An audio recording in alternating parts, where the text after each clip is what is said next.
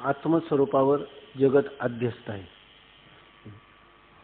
म्हणजे आत्मस्वरूप हे त्याचा आधार किंवा अधिष्ठान आहे आणि जगत अध्यस्त आहे, अर्थात कल्पित आहे, मिथ्या किंवा अनिर्वचनीय आहे. तेव्हा या आत्मस्वरूपावर अध्यस्त असणाऱ्या ह्या जगताचा द्रष्टा कोण आहे? द्रष्टा आत्माच आहे. तर हे वास्तविक आत्मा आणि आत्म्यावरच भासणारं जगत आणि त्याचा द्रष्टा हे आत्मा कसा असू शकतो? कारण एखाद्या वस्तूचं द्रष्टृत्व करायचं असेल तसं रज्जू आणि सर्प याच्यामध्ये आधार कोण आहे? रज्जू. रज्जूवर भासलेला सर्प आणि त्याला पाहणारा तिसरा कोणीतरी मनुष्य तिसरा द्रष्टा आहे. आणि इथं तुम्ही म्हणता की आत्माच द्रष्टा, तिसरा द्रष्टा कसा काही नाही? आणि आत्माच द्रष्टा कसा की जो द्रष्टा असतो तो कधी दृश्य होत नाही आणि दृश्य असतो तो कधी द्रष्टा होत नाही. मग या ठिकाणी द्रष्टा कसा काय दृश्य झाला? तोच त्याचं उपादान कारण आहे, तोच आहे ना म्हणतात. पाहतोय तोच आणि झालाय कोण? तेच तो पदार्थही कोण झालेला आहे? स्वप्नद्रष्टा हाच काय आहे? स्वप्नाचं कारण पण आहे, उपादान कारण पण आहे ना. मिथ्या पदार्थाचा द्रष्टा हा त्याचं उपादान कारण असतो. कसं काय कारण होतो तो? हां हां हां.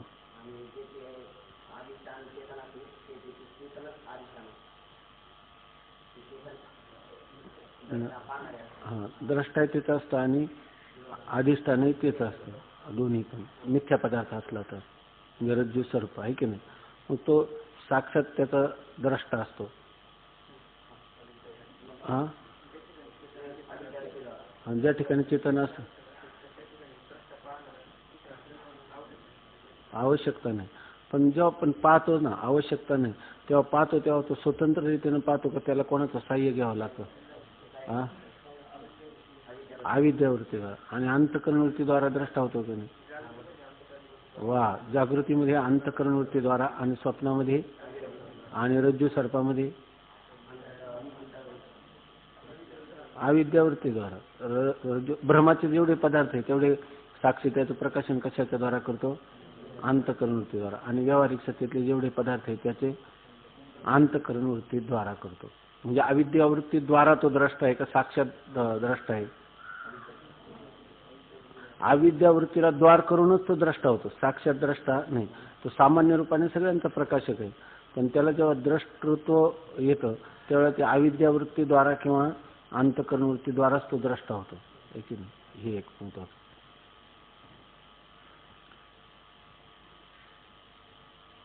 मग आपल्या आत्मस्वरूपाच्या ठिकाणी जे दुःख आहे त्या दुःखाच्या निवृत्तीची इच्छा व्हावी का न व्हावी? न व्हावी. का होऊ नये?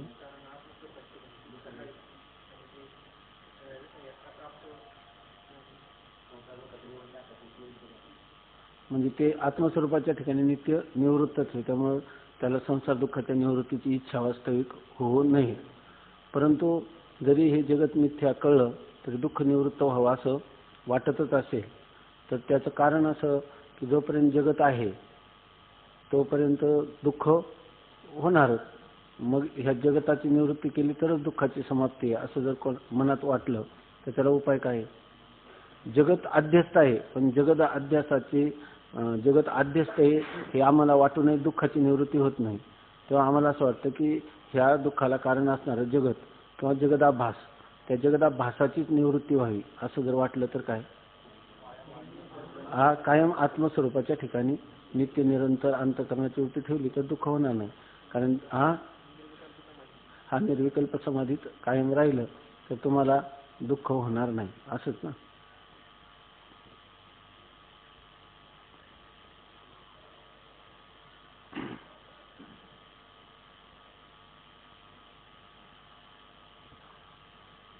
आधार आणि अधिष्ठान याच्यामध्ये याची व्याख्या थोडक्यात सांगता येईल? हां, अधिष्ठान म्हणतात. आणि सामान्य कशाला म्हणतात?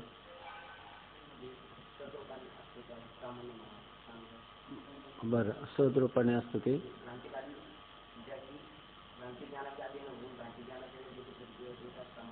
वा,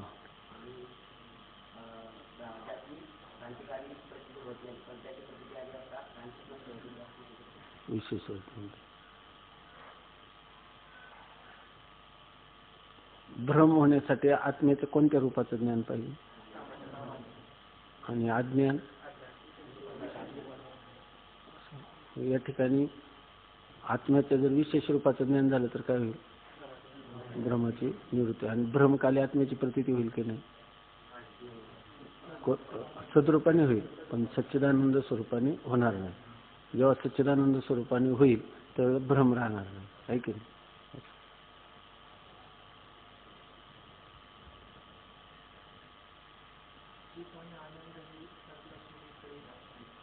राहत नाही, पण सच्ची प्रतीती सगळ्या ठिकाणी, तशी चित्त आनंदाची प्रतीती येत नाही. ती जर विशेष रूपाने आली त्याच्यामध्ये सच्ची प्रतीती असतेच ना. तिथे जरी चिद आणि आनंद म्हटलं तरी पुढे लिहिलेलं आहे ना, सच्चिदानंद अद्वैत स्वरूपाची प्रतीती असं. बरं, आता यांनी जे उत्तर दिलं हे उत्तर आम्ही पूर्णपणाने देऊ शकत होतो असं ज्यांना वाटतं ते हात वर करा. किंवा महाराजांनी जे उत्तर दिलं ते तर आम्हाला येत होतं पूर्णपणे. जेवढे काय 2-3 प्रश्न विचारले त्याने हात वर करा, हे तर आम्हाला माहीत होतं. तुम्ही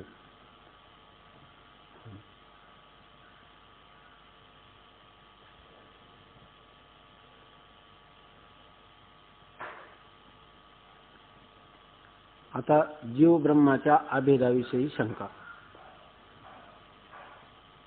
आपल्याला नेहमी जीव आणि ब्रह्म याच्यामध्ये भेद असून तो भेद सत्य आहे असं वाटत राहतं. जरी वेदांताचं श्रवण केलं तरी जीव ब्रह्माच्या अभेदाविषयी निश्चय लवकर होत नाही. म्हणून यांनी शंका केलेली आहे जीव ब्रह्माच्या अभेदाविषयी. तर शंका कशी करतो शिष्य पहा. शिष्य म्हणतो, महाराज, तुझा आत्मा सच्चिदानंद ब्रह्मरूप आहे असे आपण वरचेवर सांगून आत्म्याचे ब्रह्मरूपाने ज्ञान झाले तरच संसार दुःख निवृत्त होणार, त्यास दुसरा उपाय नाही असे सांगता. पण मी ब्रह्मरूपच आहे असा माझा निश्चय होत नाही, कारण जीव आणि ब्रह्म यात भेद आहे असे मला वाटते. जेव्हा आपण वेदांताचं चिंतन करतो, उपनिषदाचं चिंतन करतो, किंवा वेदांत म्हणजे उपनिषद, त्या उपनिषदाचंच अर्थ प्रतिपादन करणारे दुसरे महापुरुषांचे जे ग्रंथ, त्या सगळ्या ग्रंथामध्ये वारंवार एकच प्रतिपादन केले की जीव आणि ब्रह्म यांचा अभेद आहे. आणि जीव आणि ब्रह्म यांचा अभेद निश्चय झाल्या वाचून दुसऱ्या कोणत्याही कारणाने ह्या संसार दुःखाची आत्यंतिक निवृत्ती होणं शक्य नाही. परंतु आणि हीच गोष्ट वारंवार सांगतात तत्वमसी महावाक्याच्या द्वारा. ही गोष्ट वारंवार सांगतात की तुझा आत्मा सच्चिदानंद ब्रह्मरूप आहे. आणि जर म्हणजे ते कोणतं ज्ञान आहे? विशेष ज्ञान आहे, आत्मस्वरूपाचं विशेष ज्ञान आहे. मी सच्चिदानंद ब्रह्मरूप आहे. पण मी सच्चिदानंद ब्रह्मरूप आहे ह्या ज्ञानाने काय होते? अज्ञानाची निवृत्ती होते. परंतु काय करावं तुम्ही वारंवार सांगता. मला असं सुद्धा वाटतं की ब्रह्म आणि आत्मा, कारण आत्मा ही सच्चिद आनंद अद्वैत लक्षण आहे आणि ब्रह्म ही सच्चिदानंद स्वरूप आहे. दोघांचं ऐक्य व्हायला काही हरकत नाही, याच्याबद्दलही मला शंका येत नाही. परंतु ते सच्चिदानंद रूप ब्रह्म ते मी असं म्हणताना मात्र माझा बुद्धीचा निश्चय होत नाही. मला अगदी संशय विपर्यय रहित, त्याच्यामध्ये कोणती विपरीत भावनाही नाही आणि कोणताही संशय नाही, असं निसंदेह मला मी ब्रह्म आहे असं वाटत नाही. याला काय करावं असं तो म्हणतो. तर तो म्हणतो की मला ब्रह्म आणि जीव यांचा अभेद न वाटता भेदच वाटतो. याचंही काही कारण आहे, तो की वाटत का नाही त्याविषयी निरूपण करतो. महाराज, तुझा आत्मा सच्चिदानंद ब्रह्मरूप आहे असे आपण वरचेवर सांगून वारंवार सांगता, तरी आत्म्याचे ब्रह्मरूपाने ज्ञान झाले तरच संसार दुःख निवृत्त होणार हेही वारंवार सांगता.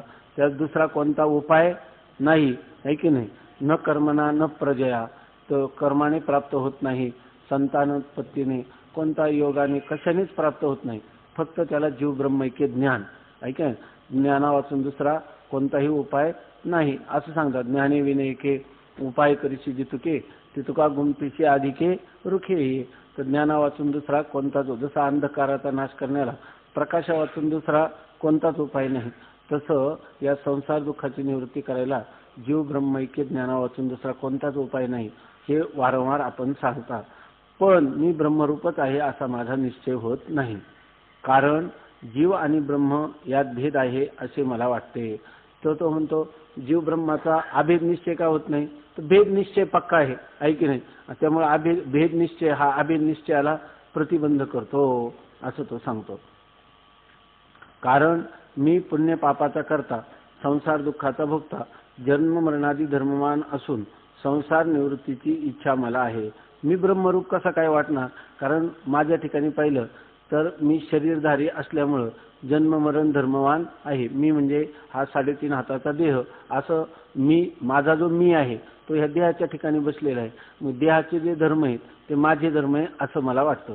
तसंच या देहामध्ये असणारं जे अंतःकरण, काल सांगितलं मध्यम परिमाणाचं, जेवढा देह तेवढ्या शरीरामध्ये राहणारं अंतःकरण, हा झाला वरचा स्थूल देह, आणि त्याच्या आतमध्ये असणारा सूक्ष्म देह म्हणजे अंतःकरण.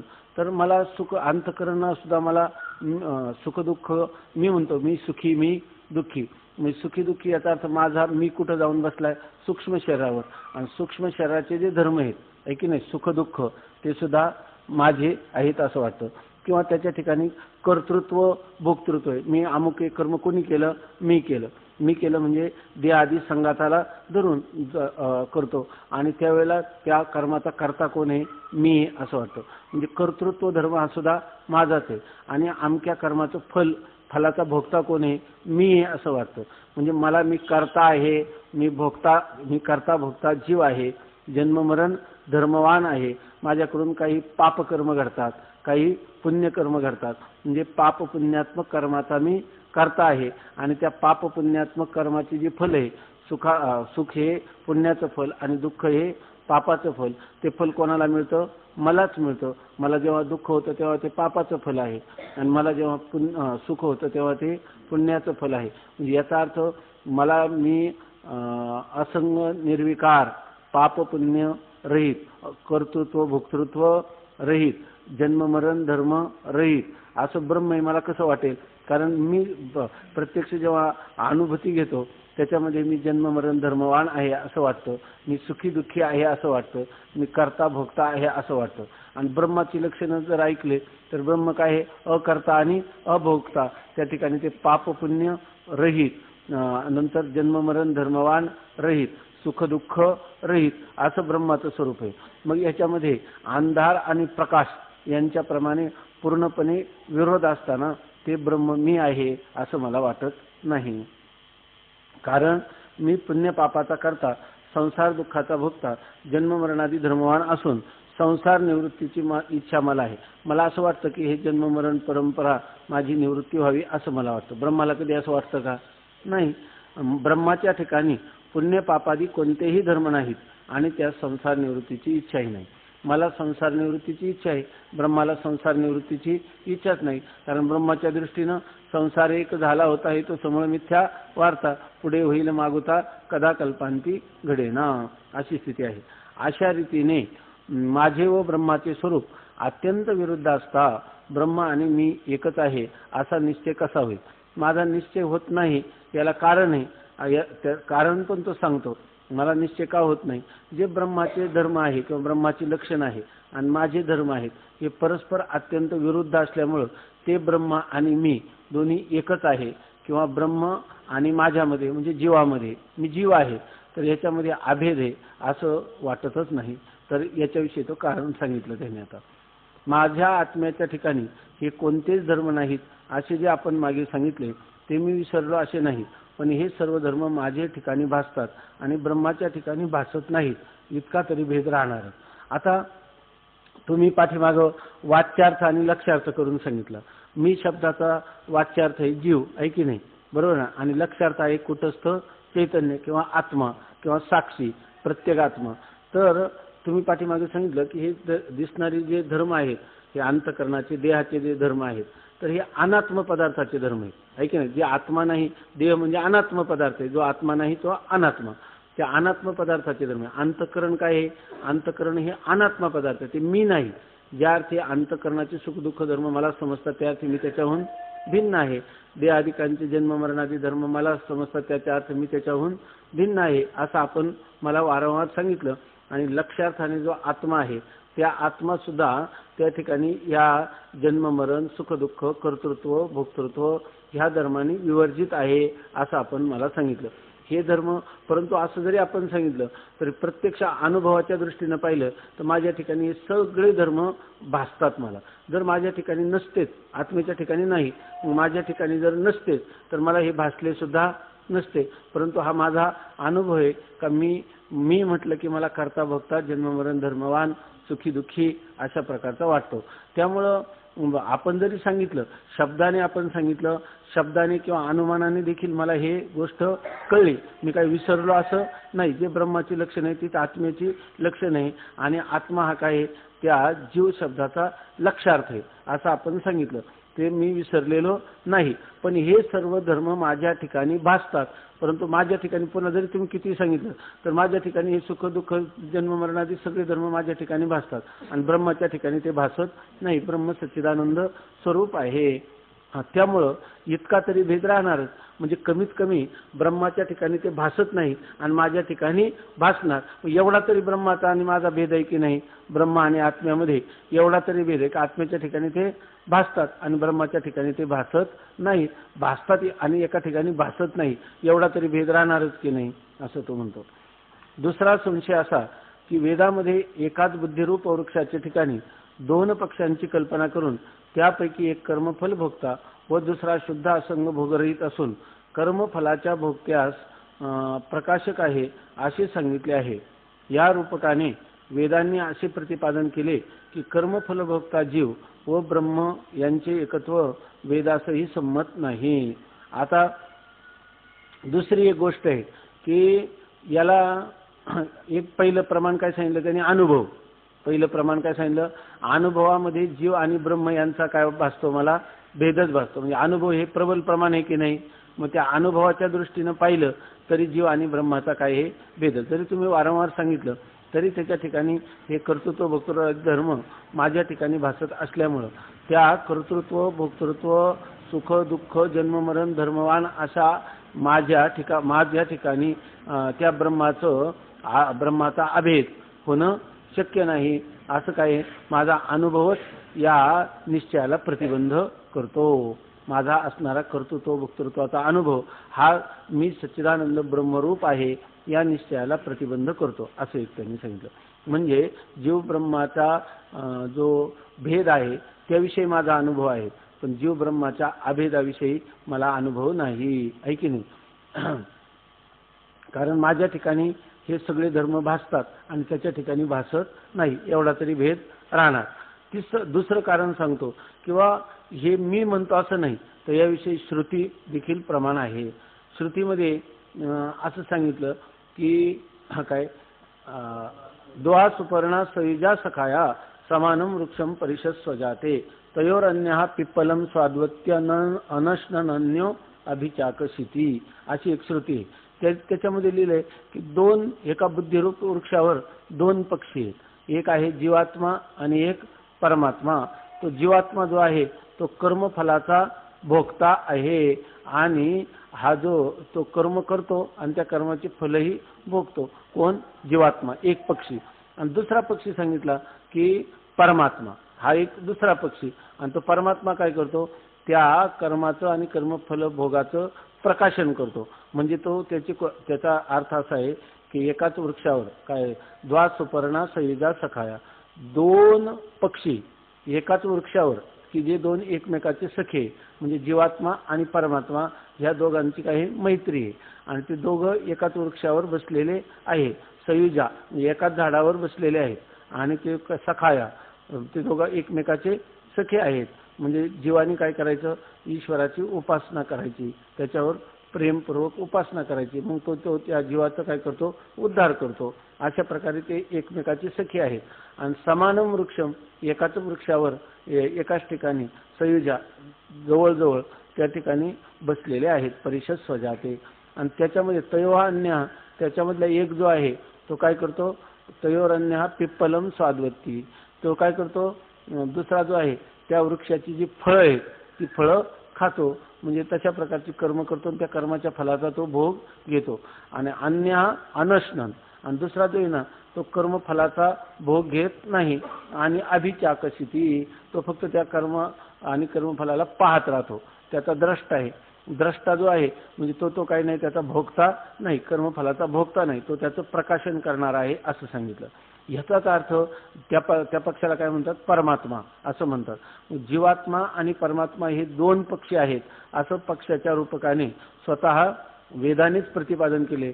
एक कर्मफलाचा भोगता आणि एक कर्मफलाचा अभोगता किंवा प्रकाशक, या रूपाने दोन पक्षी वेगवेगळे सांगितले की नाही. म्हणजे जीवात्मा आणि परमात्मा यांचं वर्णन वेदाने ते दोघांमध्ये भेद आहे असंच वर्णन केलं ना. त्याच्यामध्ये अभेद सांगितला का वेदाने? अभेद सांगितलेला नाही. म्हणून या ठिकाणी असं म्हणावं लागतं की जीव आणि ब्रह्म यांचा भेदच सत्य आहे, हे श्रुती प्रमाणावरून देखील आपल्याला दिसून येतं. आणि ती श्रुती कोणती? तर ही श्रुती की द्वासुपर्णा सयुजा सखाया या श्रुतीवरून. ठीक आहे ना. दुसरा संशय असा की वेदामध्ये एकाच बुद्धिरूप वृक्षाच्या ठिकाणी दोन पक्षांची कल्पना करून, म्हणजे वेदामध्ये बुद्धी हा कुणी वृक्ष आहे असं मानलं आणि त्याच्या ठिकाणी दोन पक्षी म्हणजे जीव आणि परमात्मा या दोन पक्षांची कल्पना करून त्यापैकी एक कर्मफल भोगता व एक आहे त्या कर्मफलाचा भोगता. एक म्हणजे कोण? जीव. हा त्या कर्म जे कर्म करतो त्या कर्मफलाचा भोगता आहे. आणि दुसरा पक्षी जो आहे तो शुद्ध असंग भोगरहित असून कर्मफलाच्या भोगत्यास प्रकाशक आहे. तो स्वतः कसा आहे? शुद्ध स्वरूपात आहे, म्हणजे त्याच्या ठिकाणी कोणतेही मालिन्य किंवा दोष नाही. तो असंग आहे, तो निर्विकार आहे, एकमेवा द्वितीय आहे, स्वगत सजातीय विजातीय भेदरहित शुद्ध बुद्ध नित्य मुक्त ज्ञान स्वरूप अशा प्रकारचा तो दुसरा जो आहे तो प्रकाशक आहे असं सांगितलं. या रूपकाने वेदांनी असे प्रतिपादन केले की कर्मफल भोगता जीव आहे. वेदांच्यावरून दिलं कर्मफलाचा भोगता कोण झाला? जीव. आणि शुद्ध असंग प्रकाशक ब्रह्म आहे. आणि शुद्ध असंग आणि त्याचं प्रकाशन करणारं कोण आहे? ब्रह्म. हे त्या जीवावरून काय झालं? अर्थात भिन्न झालं. यावरून विरुद्ध धर्मवान जीव व ब्रह्म यांचे एकत्व वेदासही संमत नाही. यावरून काय होतं? तर विरुद्ध धर्म असणारे जीव आणि ब्रह्म यांचे धर्मच विरुद्ध आहे, म्हणजे त्यांच्यामध्ये एकत्व संभवणार नाही. थोडंसं चिंतन केलेलं आहे त्यांनी की जसं एक वृक्ष आहे आणि त्या वृक्षावर दोन पक्षी बसले, तर त्या वृक्षाला कधी गोड फळं असतील तर कधी आंबट फळं असतील, आहे की नाही. मग जो पक्षी त्याचा फलाचा भोगता आहे म्हणजे ते फळं खातो, जर आंबट फळ लागलं तर त्याला काय होईल? दुःख होईल, आणि जर त्याला गोड फळ आलं तर त्याला आनंद होईल. त्याप्रमाणे या ठिकाणी हा जो जीव आहे तो कर्मफलाचा काय होतो? भोगता. म्हणजे हे जे कर्म आहे ते कर्माचं जे फल आहे, जर त्याला अनुकूल फल मिळालं तर त्याला काय होतं? आनंद. अनुकूल वेदनीयम सुखम. आणि प्रतिकूल असलं तर काय होतं? दुःख होतं. का? ते फळ खाल्लं म्हणून. परंतु दुसरा एक पक्षी त्यांनी ते फळ खाल्लंच नाही तर तो आनंदी होईल का दुःखी होईल? का दोन्ही त्याला होणार नाही. तसा परमात्मा जो आहे तो त्याचा द्रष्टा आहे, प्रकाशक आहे, त्याला कोणत्याही प्रकारचं सुख दुःख किंवा त्या कर्मफलाचा भोग त्याच्या ठिकाणी होत नाही. त्याचं तो फक्त प्रकाशन करतो, तो भोगता होत नाही. तो त्याचा फक्त काय राहतो? द्रष्टाच राहतो, आहे की नाही. बरं, हे म्हणजे जीव आणि ब्रह्म यांचं एकत्व वेदाला देखील संमत नाही. म्हणजे वेद देखील जीव आणि ब्रह्माचा भेदच सांगतो असं आमचं मत आहे. तिसरे असे की वेदाने कर्म उपासनेचे पुष्कळ प्रतिपादन केले आहे. ते ब्रह्मात जीवाचा किंवा जीवात ब्रह्माचा अंतर्भाव केल्यास सांगता येणार नाही. ब्रह्म उपास्य आहे, जीव उपासक आहे. ब्रह्मस्वरूपात जीवाचा अंतर्भाव म्हणावा तर कर्म किंवा उपासनेचा अधिकारीच नाहीसा होईल, आणि जीवात ब्रह्माचा अंतर्भाव म्हणावा तर उपास्य नाहीसे होईल. या योगाने वेदाने प्रतिपादन केलेल्या कर्म उपासनेस निष्फलत्व येणारच, आणि वेदास निष्फलत्व मानणे सिद्धांत मतात इष्ट नाही. आता सांगतो की हा जो वेद आहे तर याला आपण म्हणतो कांडत्रय निरूपिणी श्रुतीचं हे कोडीसवाणी गीता पद्यरत्नांची लेणी लिहिली आहे. गीतेचं वर्णन करताना ते म्हणतात कांडत्रयात्मक श्रुती जणू काही गीतेच्या रूपाला आलेली. कांडत्रय म्हणजे तीन कांड. तीन कांड म्हणजे कर्मकांड, उपासनाकांड आणि ज्ञानकांड गीतेमध्ये आहे. आपलं वेदामध्ये सांगितलेले आहे आणि हे तीनच कांडाचं निरूपण गीतेमध्ये केलेले आहे. पहिले 6 अध्याय कर्मकांड, दुसरे 6 अध्याय उपासनाकांड आणि तिसरे 6 अध्याय ज्ञानकांड असा पूर्व आचार्यांनी त्याचा विभाग केलेला आहे. किंवा दुसऱ्या प्रकाराने पहिले 6 अध्याय त्वमपद, दुसरे 6 अध्याय तत्पद आणि तिसरे 6 अध्यायांनी आशी अशा रीतीने तत्वमसी महावाक्याचं विवेचन करणारा गीता हा ग्रंथ आहे असं सर्व लोक सांगतात. तेव्हा जर संपूर्ण वेदाचं आपण आलोडन केलं किंवा वेदाचं अध्ययन केलं तर त्या वेदामध्ये कर्मकांड आणि उपासनाकांड दिसतं. केवळ काही ज्ञानकांड, जीव आणि ब्रह्माचा अभेद प्रतिपादन करणारं ज्ञानकांड आहे. त्या ज्ञानकांडाचे काही 4,500 मंत्र आहेत आणि कर्मकांडाचे 80,000 मंत्र आहेत आणि उपासनाकांडाचे 16,000 मंत्र आहेत. म्हणजे वेद म्हटलं तर त्याच्या ठिकाणी कर्म प्रतिपादन केलं की नाही, उपासना प्रतिपादन करणारे मंत्र आहेत. जर आता त्या ठिकाणी जीव आणि ब्रह्म यांचा अभेद मानला तर ते या ठिकाणी होतं काय की जो कर्मकांड किंवा उपासनाकांड यांचा विचार केला तर जीव काय करतो, कर्म करतो, बरोबर ना. जीव हा कर्म करतो आणि ती कर्म ईश्वराला अर्पण करतो आणि मग ईश्वर त्याला फल देतो. जैसे कर्म ज्याचे कर्म तैसे फल देतो ईश्वर. म्हणजे ईश्वर काय करतो, जीव कर्म करतो आणि ईश्वर त्याच्या कर्माच्या अनुरूप त्याला फलभोग देतो असं सांगितलं. म्हणजे याचाच अर्थ जीव स्वतंत्र आहे का ईश्वर स्वतंत्र आहे? जीव स्वतंत्र आहे आणि आपलं जीव परतंत्र आहे आणि ईश्वर स्वतंत्र आहे. जीव जेवढं कर्म करतो किंवा उपासना करतो ती कशासाठी की त्यांनी केलेले कर्म किंवा त्यांनी केलेली उपासना ही ईश्वराला समर्पित करायची असा त्याचा अर्थ ना. म्हणजे ती त्याची काय झाली उपासना. तया सर्वात्मका ईश्वरा स्वकर्म कुसुमांची विरा पूजा केल्या होय अपारा तोषा लागी. मग तो परमात्मा त्या भक्तावर प्रसन्न होतो किंवा त्या कर्मकर्त्यावर प्रसन्न होतो. पण याचा अर्थ काय झाला, ईश्वर झाला उपास्य आणि जीव झाला उपासक. म्हणजे उपास्य आणि उपासक यांच्यामध्ये भेद आहे असं वेदामध्ये आले की नाही. आणि याला म्हणतात आता ही झाली पहिली झाली अनुभव, दुसरी झाली श्रुती आणि आता तिसरी काय आहे युक्ती. तो युक्ती अशी करतो, जर वेदाने 3 कांड सांगितली त्यापैकी कर्मकांड आणि उपासनाकांड वेदामध्ये आहे, त्या कर्मकांड आणि उपासनाकांडाचा विचार केला तर एक काय झाला, त्या कर्मकांडाचं किंवा उपासनाकांडाचं अनुष्ठान करणारा तो झाला उपासक आणि उपास्य कोण आहे, ईश्वर आहे की नाही किंवा ब्रह्म हे त्याचं काय आहे उपास्य. आणि असंच वर्णन वेदामध्ये जवळजवळ 1,00,000 श्लोक अशा प्रकारचे आहेत आणि ज्ञानकांडाचे श्लोक आहे फक्त 4,500 श्लोक आहेत. मग अशा वेळेला जर त्या पुरुषाने तो काय झाला उपासक आणि ब्रह्म काय झालं उपास्य. हे वेदाने सांगितलं की नाही ब्रह्माची उपासना करावी. म्हणजे उपास्य आणि उपासक भाव वेदाने सांगितलेला आहे. आता जर तुम्ही मानायला गेले जीव आणि ब्रह्म एक आहे, मग याचा अर्थ आता जीव आणि ब्रह्म एक आहे म्हणजे एक तर जीवाचा तरी अंतर्भाव ब्रह्मामध्ये करावा लागेल आहे की नाही, किंवा ब्रह्माचा अंतर्भाव जीवामध्ये करावा लागेल तरच त्यांच्यामध्ये काय होईल अभेद होईल आणि मग उपास्य उपासक भाव नष्ट होईल आहे की नाही. मग त्याच्यात उपास्य उपासक भाव राहणार नाही. पण त्याच्यात अशी अडचण आहे की जर समजा जीवाने आपलं जीवाचा समावेश ब्रह्मामध्ये केला तर आता जीव राहिला का. मग कर्म करणारा जो अधिकारी आहे उपासना करणारा आहे तो अधिकारी जर नाहीसा झाला तर उपासना कोणाची करील.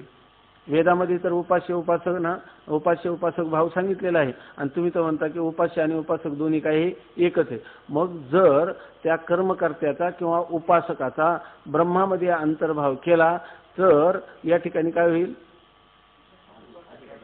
उपासकच राहणार नाही, अधिकारीच राहणार नाही. आता तुम्ही ही अडचण टाळण्यासाठी काय म्हणणार, नाही असे जीवाचा ब्रह्मामध्ये अंतर्भाव नाही करायचा, ब्रह्माचा जीवामध्ये अंतर्भाव करायचा. जर ब्रह्माचा जीवामध्ये अंतर्भाव केला तर आता उपास्य कोणाची उपासना करणार, उपास्य कोणी राहणारच नाही. म्हणजे कोणत्या रीतीने उपासना काही घडणार नाही आणि उपासना तर सांगितलेली आहे. मग याचा सोपा उपाय आहे उपास्य आणि उपासकामध्ये भेद मानणं. बरं वेदाने तशा प्रकारचं वर्णनही केलेलं आहे, उपासक आणि उपास्याची उपासना करावी. मग जर तुम्हाला हे कर्मकांड आणि उपासनाकांड हा वेदातला भाग सगळा व्यर्थ ठरेल की नाही जीव आणि ब्रह्माचा अभेद मानला तर. जरी त्याच्यामध्ये जीवाचा ब्रह्मामध्ये अंतर्भाव केला तर उपासना करणारा अधिकारी नाही होईल. जर उपास्याचा उपासकामध्ये अंतर्भाव करावा तर उपास्य नाहीसे होईल. मग आणि हे जर आणि वेदाने एवढं अपौरुषेय वेदाने केलेलं वर्णन आणि ते निरर्थक ठरणं हे काही योग्य नाही. त्याच्यापेक्षा हे सरळ गोष्ट आहे का वेदाच्या प्रामाण्यावरून तुम्ही जीव ब्रह्माचा काय माना, भेद माना. जर अभेद मानून चालणार नाही. अभेद मानून काय युक्ती देतो, जर जीव ब्रह्माचा अभेद मानला तर उपास्य आणि उपासक राहणार नाही. नंतर वेद प्रामाण्य जे त्या वेदामध्ये जे कर्म आणि उपासना भाग तो सगळा निष्फल होऊन जाईल. मग याच्यापेक्षा आणि म्हणून तर वेदाने ज्या अर्थी सांगितला उपास्य उपासक भाव त्या अर्थी तो खराच आहे. म्हणजे जीव आणि ब्रह्म यांच्यामध्ये भेदच आहे असं मानणं ठीक आहे असं सांगतो. तिसरे असे की वेदाने कर्म उपासनेचे पुष्कळ प्रतिपादन केले आहे. ते ब्रह्मात जीवाचा किंवा जीवात ब्रह्माचा अंतर्भाव केल्यास सांगता येणार नाही. ब्रह्म उपास्य आहे, जीव उपासक आहे. ब्रह्मस्वरूपात जीवाचा अंतर्भाव म्हणावा तर कर्म किंवा उपासनेचा अधिकारीच नाहीसा होईल आणि जीवात ब्रह्माचा अंतर्भाव म्हणावा तर उपास्य नाहीसे होईल. या योगाने वेदाने प्रतिपादन केलेल्या कर्म उपासनेस निष्फलत्व येणारच. आणि जर जीव ब्रह्माचा अभेद मानला तर मग कर्म आणि उपासनेला काय होणार, निष्फळ ठरणार. आणि वेदास निष्फलत्व मानणे सिद्धांत मतात इष्ट नाही. बरं तुम्ही म्हणाल की निष्फलत्व येणार तर तुमच्याच मतामध्ये कदाचित दुसरं कोणी म्हणेल आलं तर आलं वेदाला निष्फलत्व. कोण म्हणेल हे जे अवैदिक आहेत किंवा नास्तिक आहेत ते म्हणतील. पण तुम्ही तर इतके की वेद तुम्ही सांगता तुम्हाला यदि वेदा हा प्रामाण्य हा स्यू, जर वेदाला प्रामाण्य आहे असं जर तुम्हाला सुद्धा खपत नाही. म्हणजे वेद प्रमाण अपौरुषेय वेदांना काय त्यांनी जे सांगितलं ते इदम इत्थम ते असंच आहे. म्हणजे तुमच्या ठिकाणी वेदाला अप्रामाण्य येणं तुम्हाला इच्छित नाही, तुम्हाला आवडत नाही. आणि हे म्हणताप्रमाणे जर मग वेदाला अप्रामाण्य येऊ नये असं जर तुम्हाला खरोखर मनोमन वाटत असेल तर तुम्ही काय केलं पाहिजे, जीव आणि ब्रह्माचा भेदच मानला पाहिजे. कारण तुमच्याच मतात वेदाला अप्रामाण्य येणं इष्ट नाही. वेद तस्मात शास्त्रम प्रमाणन्ते. जर ते शास्त्र इतकं प्रमाणभूत आहे तर ते शास्त्र कर्म आणि उपासना सांगतं. याचाच अर्थ कर्म उपासना करणारा वेगळा आणि ज्याची संबंधाने कर्म करतो किंवा ज्याची आराधना करतो ते वेगळं. अर्थात जीव आणि ब्रह्म यांच्यामध्ये भेदच आहे असंच मानलं पाहिजे. आणि हा विचार मी केला म्हणजे मी तुम्हाला जीव ब्रह्माचा अभेद निश्चय, जीव आणि ब्रह्म याचा अभेद निश्चय माझा का होत नाही याविषयी 3 कारणं सांगितली. तर मी उगीच सांगतो असं नाही. श्रुती, युक्ती आणि अनुभव या 3 प्रमाणांनी जीव आणि ब्रह्माचा भेद सत्य ठरतो किंवा सिद्ध होतो असं त्यांनी आपलं मनोगत जे आहे ते श्री गुरूंच्या पुढं सांगितलं. बरोबर आहे ना. आता पूर्वमीमांसेत ईश्वराचा अनंगीकार व सिद्धांत मतात ईश्वराचा सकारण अंगीकार. आता यांनी काय सांगितलं की जीव आणि ब्रह्म यांचा काय भेद आहे असं यांनी सांगितलं. तेव्हा जीव ब्रह्माचा भेद सांगत असताना आता कोणाला विचारली ही शंका त्यांनी, श्रीगुरूंना. श्रीगुरूंना म्हणजे सिद्धांत्याला म्हणजे वेदांत्याला, आहे की नाही. मग आता उत्तराला कोण पुढे यायला पाहिजे, वेदांती यायला पाहिजे. पण तिथं संत एकांती बैसले सर्व सिद्धांत शोधले, सगळेच संत एकत्र बसून हा विचार चालू आहे ना. त्यामुळं त्या दुसराच एक पूर्वमीमांसक नावाचा दर्शनकार तो उठला आणि तो त्याला सांगतो त्या शिष्याला, गुरुजींच्या ऐवजी तुझ्या शंकेचं समाधान कोण करतो, मीच करतो असं म्हणून तो सांगायला प्रवृत्त झाला. कोण, पूर्वमीमांसक. त्याला काय म्हणतात, पूर्वमीमांसक. पूर्वमीमांसेचे कर्ते कोण आहेत, जैमिनी, आहे की नाही. तर त्या पूर्वमीमांसा मतामध्ये ईश्वराचा अनंगीकार. आपण हे कायम लक्षात ठेवायचं की जे निरीश्वर सांख्य आहे ते ईश्वर मानत नाही. तसा पूर्वमीमांसा जो आहे तोही ईश्वर मानत नाही. योगी ईश्वर मानतो, तो पण कसा मानतो, विकल्पाने. माना किंवा नका मानू असा विकल्पाने मानतो. आणि जे वैशेषिक आणि नैयायिक हे ईश्वर मानतात, पण ईश्वर कसा मानतात, अनुमानाने, तर्काने ईश्वराची सिद्धी होते असं म्हणतात. आणि वेदांती ईश्वर मानतो, वेदांती ईश्वर मानतो, पण वेदांती ईश्वर का मानतो, तर तो म्हणतो श्रुतीनं सांगितला म्हणून. म्हणून जे श्रुतीनं सांगितला म्हणून ईश्वर मानतात त्यांना काय म्हणतात, श्रौत आस्तिक असं म्हणतात. आणि जे अनुमानाने ईश्वर मानतात नैयायिक त्यांना काय म्हणतात, तार्किक आस्तिक असं म्हणतात. नैयायिक कोण आहे, आस्तिक आहे पण कोणता, तार्किक आस्तिक आहे. आणि वेदांती आस्तिक आहे पण कोणता आस्तिक आहे, श्रौत आस्तिक. हे कायम लक्षात ठेवायचं. तर आता या ठिकाणी ही चर्चा चालली असताना मध्येच हा जो पूर्वमीमांसक तो उठला आणि तो बोलायला लागला, ईश्वराचा अनंगीकार, ईश्वर मानण्याची काही गरज नाही असं सांगतो.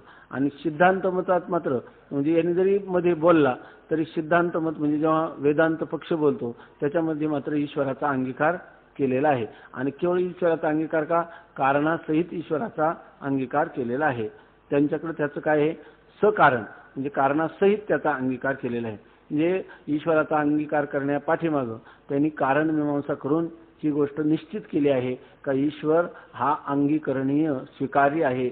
ईश्वराचा स्वीकार केल्या वाचून गत्यंतर नाही. श्रुती प्रतिपादित ईश्वराचा अंगीकार केलाच पाहिजे असं सांगतात ते बघा. असे शिष्य बोलत असता कोणी पूर्वमीमांसक त्या शिष्यासच आपले मत सांगतो. हा जो पूर्वमीमांसक आहे, कंटाळवाणं नाही झालं विषय, तर हा पूर्वमीमांसक जो आहे तो आपलं काय मत आहे ते सांगतो. पूर्वमीमांसक म्हणतो, अहो कर्मफलदाता परमात्मा ईश्वर म्हणून तुम्ही जो स्वीकारता त्याची आवश्यकता नाही. कारण जो जे कर्म करतो त्याचे फल त्यास ते कर्मच देते. मध्ये एक ईश्वर मानून करावयाचे काय. अहो तो म्हणतो ईश्वर कशासाठी मानायचा. स्वामी महाराज म्हणायचे का बीच में चांद भाई, असं ईश्वर मानण्याची काय गरज आहे. जो मनुष्य जे कर्म करतो त्या कर्माचं फल ते कर्मच त्याला देतं. असं असताना मध्ये ईश्वर त्या कर्माचं फल देतो हे मानण्याची गरजच काय आहे की नाही. जैसे ज्याचे कर्म तसे फल देतो ईश्वर हे म्हणण्याचे, पण जो जे कर्म करील ते कर्मच त्या कर्माचा फलाचा भोग त्याला देतं असं एकदा मानलं तर ईश्वर मानण्याची आवश्यकताच राहत नाही असं तो पूर्वमीमांसक म्हणतो. पूर्वमीमांसक म्हणतो, अहो कर्मफलदाता परमात्मा ईश्वर म्हणून तुम्ही जो स्वीकारता त्याची आवश्यकता नाही. कर्मफलदाता म्हणून जो ईश्वर तुम्ही अंगीकारलेला आहे त्याची आवश्यकताच नाही. कारण जो जे कर्म करतो त्याचे फल त्यास ते कर्मच देते. जो जे जे कर्म करील त्याचं फल कोण देईल, कर्मच त्याला फल देतं. मध्ये एक ईश्वर मानून करायचे काय. आणखीन एक तत्व कशाला वाढवता ईश्वर नावाचं तत्व ह्या सगळ्या सृष्टी चक्रामध्ये, तर त्याच्यामध्ये ईश्वर म्हणून अंगीकार करण्याची गरजच नाही असं तो म्हणतो. तर त्यावेळेला तरी सुद्धा हे जे आपल्या शिष्याची बुद्धी किंवा त्याची धारणा कशी आहे हे श्रीगुरु शांत मनाने पाहतात. वेदांती तिथंच बसलेले आहे. पण पाहू आता हा पूर्वमीमांसक जेव्हा बोलतो तेव्हा माझा शिष्य काय बोलतो आहे की नाही, याची स्वतःची कुठपर्यंत झेप आहे हे पाहतात. तर आता तो शिष्य त्या गुरूंना विचारत नाही, स्वतःच्या पूर्वमीमांसकाशी बोलतो, संवाद साधतो. तर तो कसा, शिष्य म्हणतो तुमच्या पूर्वमीमांसकाचे मतात ईश्वराचा स्वीकार करीत नाहीत, परंतु ते बरोबर नाही. तो म्हणतो तुम्ही पूर्वमीमांसक लोक तर काय तुमची गोष्ट सोडून द्या, तुम्ही काय म्हणतात ईश्वराचा स्वीकारच करत नाही. अहो ईश्वराचा स्वीकार केल्याशिवाय गत्यंतरच नाही. म्हणजे तुम्ही जे आता बोललात हे म्हणणं तुमचं चुकीचं आहे का ईश्वराचा अनंगीकार, ईश्वराचा मानण्याची गरज नाही, ईश्वर हा मानावाच लागतो, तुमचं मत आम्हाला प्रमाण नाही असं कोण म्हणतो, शिष्यच म्हणतो. कारण का, तुम्ही काय म्हणता कर्मच त्याचं फल देतं, ईश्वर मानण्याची गरज नाही. पण तो म्हणतो कारण कर्म स्वतः जड असल्यामुळे त्यास आपले फल देण्याचे सामर्थ्य नाही. कर्म कसं आहे, जड. आता कर्म केलं इथं ते नाहीच झालं. असं जड म्हणजे ते कर्म जे आहे ते स्वतः दुसऱ्याचं प्रकाशन करू शकत नाही, स्वतःचं प्रकाशन, इतकं कर्म काय आहे, जड आहे. आणि ते कर्म जड असणारं कर्म त्या कर्मकर्त्याला स्वतः फल देईलच कसं, आहे की नाही. त्याच्या त्यांनी तुम्ही तर चैतन्य मानलेलं नाही, कर्मच फल देतं असं म्हणतात. कर्म आहे जड आणि ते त्या कर्माच्या कर्त्याला ते कर्म स्वतंत्र रीतीनं फल देण्याला मुळी समर्थच होऊ शकणार नाही, कारण ते काय आहे, जड आहे. कारण कर्म स्वतः जड असल्यामुळे त्यास आपले फल देण्याचे सामर्थ्य नाही. ईश्वराचा अंगीकार न करता त्या कर्मातच फल देण्याचे सामर्थ्य आहे असे मानले तर विहित व निषिद्ध कर्माचे फल कर्मकर्त्यास ताबडतोब का मिळू नये, ते तर मिळत नाही. आता कर्मातच कर्म काय आहे, फल देण्याला स्वतंत्र आहे. मग आता जर माझ्याकडून सत्कर्म झालं तर सत्कर्माचं फल मला अव्यवहित उत्तर क्षणी मिळायला पाहिजे ना, लगेच मिळायला पाहिजे. निषिद्ध कर्म घडलं तर निषिद्ध कर्म म्हणजे पापात्मक कर्म, तर त्याचं फल जे दुःख आहे ते मला उत्तर क्षणीच मिळायला पाहिजे. परंतु तसं तर होत नाही. ईश्वराचा अंगीकार न करता त्या कर्मातच फल देण्याचे सामर्थ्य आहे असे मानले तर विहित व निषिद्ध कर्माचे फल कर्मकर्त्यास ताबडतोब का मिळू नये, ते मिळत तर नाही, हा अनुभव आहे. यावरून कर्म नष्ट होऊन गेले तरी कर्माच्या फलभोगकाली त्या कर्माच्या संस्कारानुरूप फलदाता असा कोणीतरी एक चेतन मानलाच पाहिजे आणि जो कोणी चेतन मानावा तोच ईश्वर. आता ते सांगतात म्हणजे कर्म नष्ट होऊन गेलं तरी सुद्धा त्या कर्माचं फल तर ताबडतोब तर काही मिळत नाही. कर्म नष्ट होऊन गेलं तरी कर्माच्या फलभोगकाली म्हणजे कर्म जरी आता इथं करून संपलं तरी जेव्हा त्या कर्माचा फलाचा भोग होतो त्या फलभोगाच्या काली त्याचे कर्माच्या संस्कारानुरूप म्हणजे याचा अर्थ काय आहे, आपण जे कर्म केलं ते कर्म जरी नष्ट झाले तरी त्या कर्माचे संस्कार आपल्या ठिकाणी राहतात आणि मग जसे कर्माचे संस्कार असतील त्या संस्कारानुरूप म्हणजे ज्या वेळेला त्याला त्या पूर्व केलेल्या कर्माचा फलभोग प्राप्त होणार आहे त्यावेळेला त्या कर्माच्या संस्कारानुरूप त्या कर्माचं फल त्याला योग्य वेळेला देणार असं कोणीतरी दुसरं चेतन मानलंच पाहिजे. फलदाता असा कोणीतरी चेतन मानला पाहिजे. तो कोण जड चालेल का? कारण जड कर्म तर स्वतः फल देण्याला असमर्थ आहे. मग ज्या वेळेला त्या कर्माचा फलाचा भोग होतो त्यावेळेला पूर्वीचे कर्माचे केलेले जे संस्कार असतील त्या संस्कारानुसार त्याला फलभोग कर्म तर त्या ठिकाणी गेलं परंतु कर्म जरी होऊन संपलं तरी कर्म काय राहिलं ते त्याला अनुशय असं म्हणतात किंवा आशय असं म्हणतात. म्हणजे ते कर्माचे संस्कार असं म्हणतात. संस्कार रूपाने ते कर्म आहेत. आता त्या संस्कारानुसार त्याला फलभोग व्हायला पाहिजे पूर्वीच्या कर्माचा. तर त्या फलभोग कालामध्ये त्या कर्मफलाचा त्याला भोग व्हावा म्हणून या ठिकाणी त्या कर्मफलाचा भोग देणारा किंवा त्या कर्मफलाची योग्य रीतीने योजना करणारा असा दुसरा कोणीतरी चेतन मानावाच लागतो. आणि तो चेतन अर्थात कसा असला पाहिजे, जीव स्वतंत्र असता तर कोणाला वाटतं का निषिद्ध कर्माचं पाप फल भोगावं? वाटत नाही. तरी त्याला ते म्हणजे कर्म करण्यात स्वतंत्र आहे पण फलभोगात जीव काय आहे, परतंत्र आहे. मग याचा अर्थ त्याच्या हातात नाही म्हणजे त्याचा कोणीतरी नियामक आहे, त्या कर्म फलदाता कोणीतरी आहे. अर्थातच तो काय असला पाहिजे, याच्यापेक्षा समर्थ, सर्वज्ञ, सर्वशक्तिमान, सर्वांचा नियामक असा कोणीतरी आणि तो पुन्हा असला पाहिजे चेतन. मग हाच सर्वज्ञ, सर्वशक्तिमान, नियामक त्यालाच आम्ही काय म्हणतो, ईश्वर. म्हणजे याचाच अर्थ कर्माचं फलाचा भोग देणारा ईश्वर हा तुम्हाला मानलाच पाहिजे. यावरून कर्म नष्ट होऊन गेले तरी कर्माच्या फलभोगाखाली त्या कर्माच्या संस्कारानुरूप फलदाता असा कोणीतरी एक चेतन मानलाच पाहिजे आणि जो कोणी चेतन मानावा तोच ईश्वर. आणि त्याला चेतन म्हणतात तोच कोण झाला, ईश्वर. चोरीचे कर्म शिक्षा भोगविण्यास कारण असले तरी फल भोगविणाऱ्या कोणातरी चेतन न्यायाधीशाची जरुरी असते. आता त्यांना ते लिहिले ना ईश्वराचा सकारण अंगीकार, ईश्वराचा कारणासहित अंगीकार करतो. ते म्हणतात एखाद्या माणसाने चोरी केली तर केलेलं चौर्यरूप जे कर्म आहे ते त्याला जेलमध्ये टाकतंय का? नाही.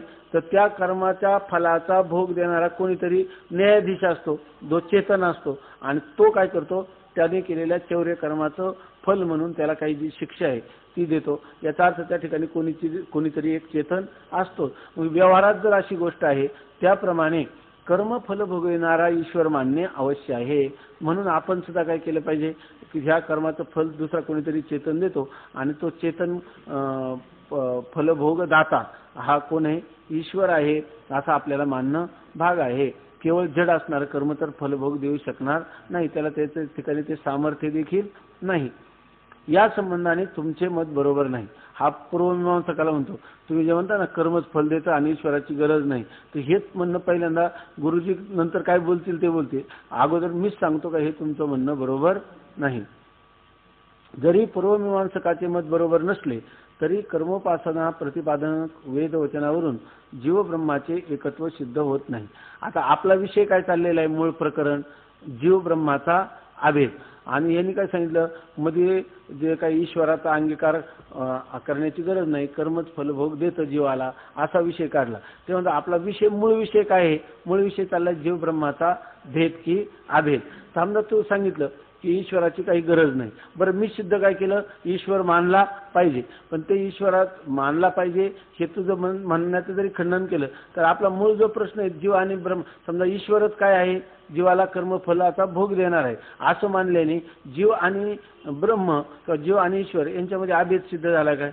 शेवटी भेद आहे तो आहेच आहे. आपला चर्चा कशाविषयी चाललेली आहे, जीव ब्रह्माचा भेद सत्य नसून अभेदच सत्य आहे याविषयी आपलं चिंतन चाललेलं आहे. तर जरी तू समजा ईश्वराचा अंगीकार केला, बरं मी तुझा ईश्वराचा अंगीकार करून कर्मफल देते हे तुझं मत चुकीचं आहे असं जरी सांगितलं आणि मी ईश्वराची सिद्धी केली, श्रुती प्रमाणावरून किंवा अनुमान प्रमाणाच्या द्वारा मी ईश्वराची सिद्धी केली, तरी सुद्धा जीव आणि ईश्वर यांच्यातला भेद राहतोच ना.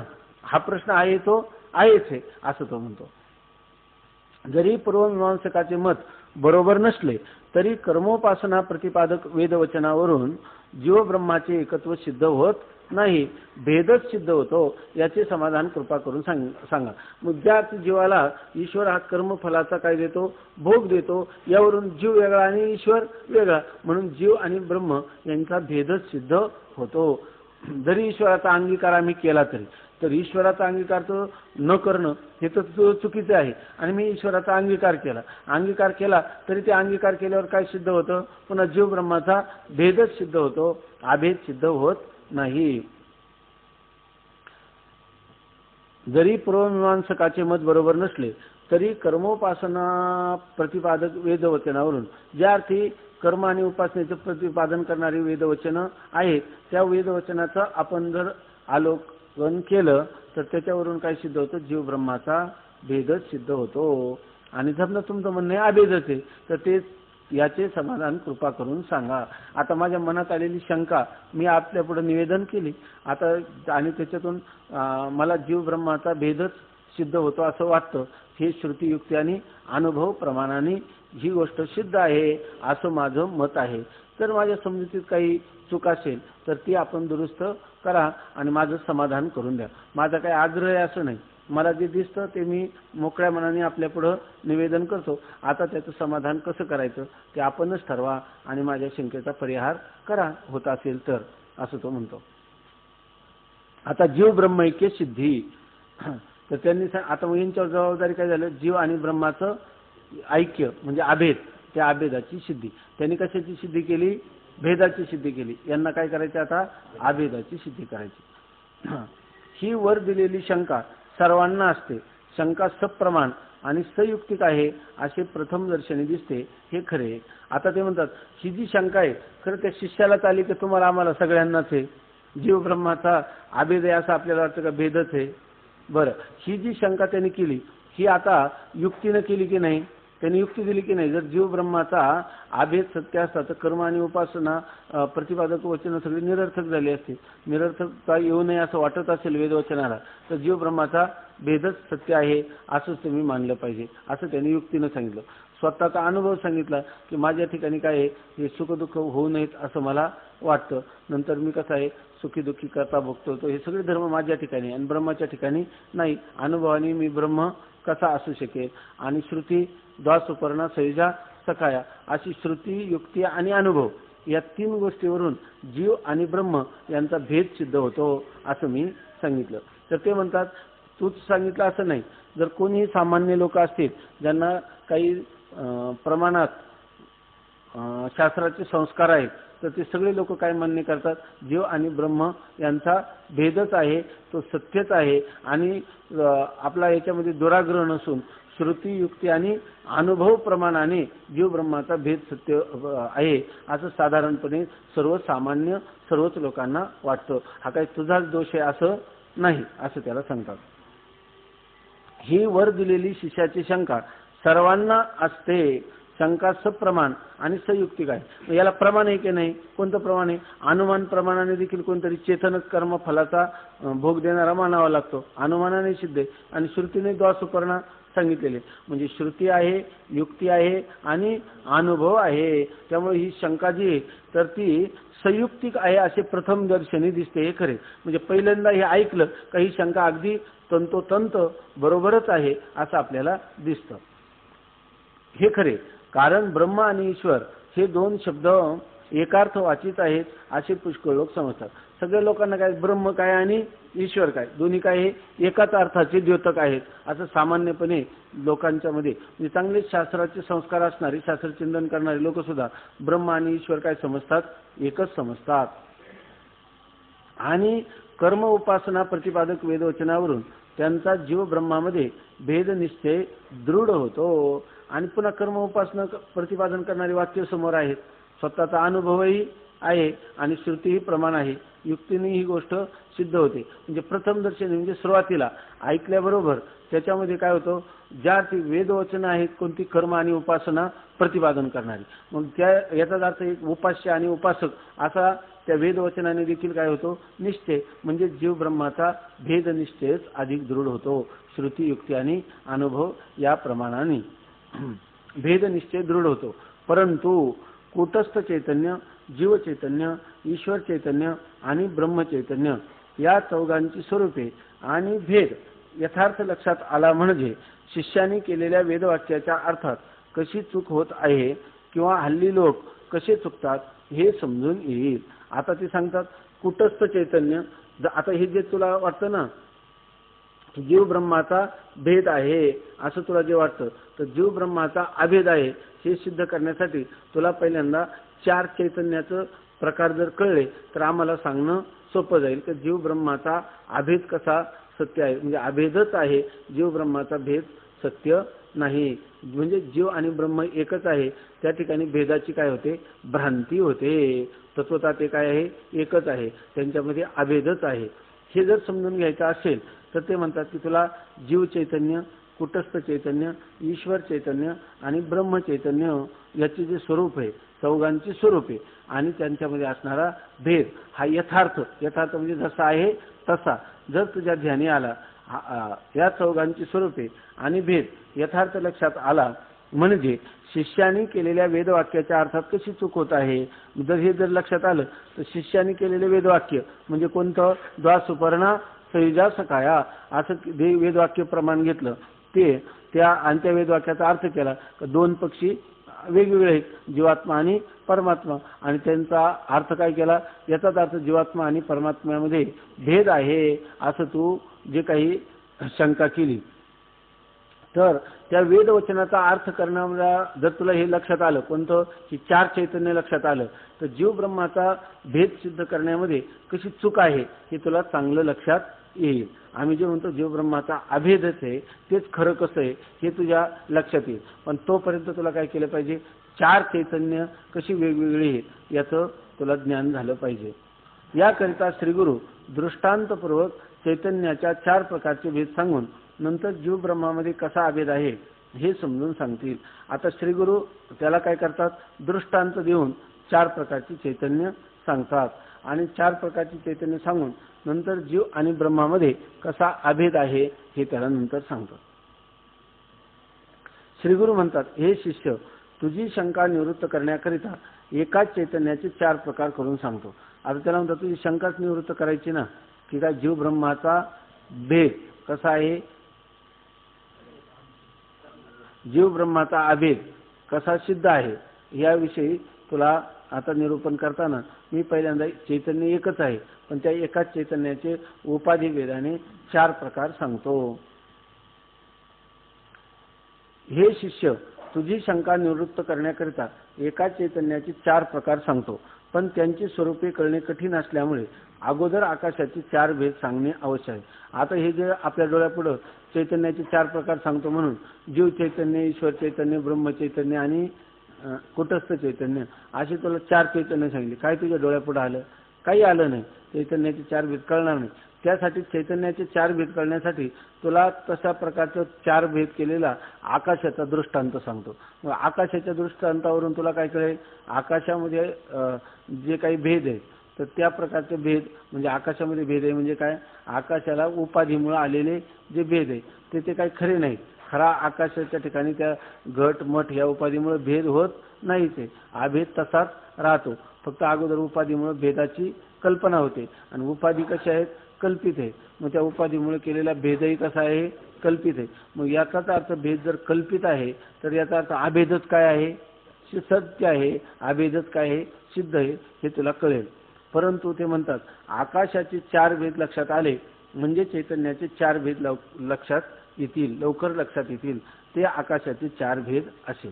तर त्या आकाशाचे चार भेद कोणते ते सांगतात की आकाशाचे चार प्रकार, घटाकाश, जलाकाश, मेघाकाश आणि महाकाश. असे जर आकाशाचे चार प्रकार आपल्याला कळले तर चैतन्याचेही चार प्रकार कळतील असं सांगतात. आता प्रत्येक घटाकाश जलाकाश यांचं लक्षण करून सांगतात. उद्या पाहू. पुंडलिक वरदा हरी विठ्ठल. श्री ज्ञानदेव तुकाराम ज्ञानेश्वर महाराज की जय.